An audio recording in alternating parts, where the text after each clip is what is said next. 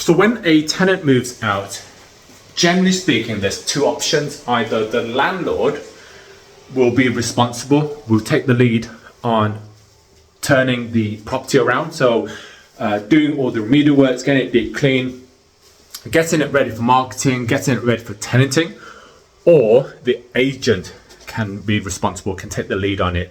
So they'll be responsible for turning the property around, doing all the remedial works, getting rid of any rubbish, getting a deep clean, that sort of stuff. Now, it depends on what your risk appetite is and what free time you have and your standards.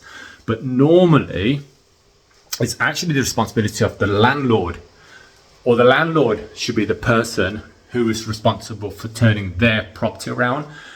And the reason for this is because most of the times, most high street agencies do not have the time, the skill, the judgment to be able to turn the property around to the standard that the landlord needs it to be.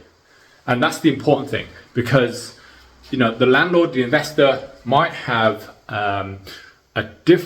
standards that are different to what the agent responsible has. In that respect, it's often always better for the landlord to do it, and for the agent themselves, for the high street agent, they would absolutely prefer this, because at the end of the day, the majority of the time, they won't have the time, the skill, or the judgment to be able to make those decisions. For example, do you want to redecorate all the walls? Do you want to clean the carpets, the existing carpets, or do you want to replace the carpets? Loads of decisions like that. And it's the agent a lot of the time aren't mind readers. They won't know what the landlord is prepared and isn't prepared to do, so it's easier. And also, you don't want to get sued as well for doing something that the landlord didn't want to do, but the landlord didn't tell you, for example. Anyway, so yeah, oftentimes it's actually better for the landlord to take the lead on the refurb, or not the refurb, on turning the property around. That said, and that's if basically you've got not a great agent, because they don't need to do anything.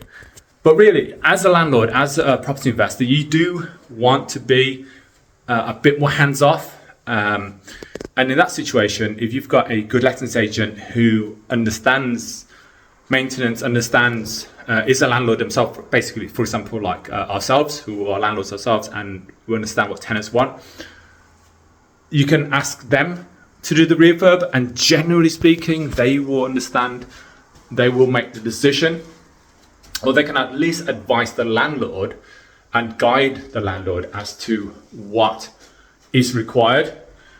That requires the agent and the landlord to be on the same page, though, which is not always that easy. And then if anything goes wrong, it's the agent's fault, which isn't always fair. So, but if the agent can do it, and they're very good at it, they can have the whole place turn around to the standard that they need it to be to attract a great tenant and to get really good rent. So, for example, the landlord took charge, wanted to turn this flat around themselves, and they've done an absolutely great job. Like, this is a great job. Great for us as well, because it didn't use up my time, and I don't have to take the risk. I don't have to make these essentially investment choices for somebody else.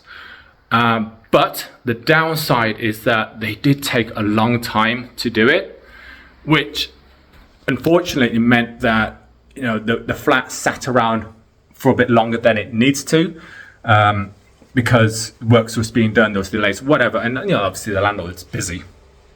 So, for example, if we were to do it, I would have turned this around, did all the works, got it back on the market really, really quickly to minimize that void period for a landlord client. So that's sort of the downside. The other downside is that while the landlord, while they do their best, sometimes there'll be works that's not completely finished. For example, this and that. So now I have to go back to the landlord and A, make them aware of it, because they might not even be aware that those works haven't been done, and B, then to discuss what is being done, when it will be done, all that sort of stuff, just so we know A, it's safe, and B, we can advise prospective tenants accordingly. So yeah, you know, there's a bit of pros and cons with both options. Normally, the landlord should be responsible for turning the property around and getting it ready. Obviously, that's not always what landlords and investors want to do, because at the end of the day, you generally want to be as passive as possible. What do you guys think? You know, if you're a landlord yourself, would you take responsibility? Would you take the lead and get the property ready for tenanting, or would you prefer the agent, the lettings agent, do it? As I said, there's pros and cons to each, but I would be curious to know what you think. Anyway, my name is Nguyen. We like manage high quality HMOs and single lets in and around Birmingham. If you like this sort of stuff, don't forget to like and follow for more. All right, see you.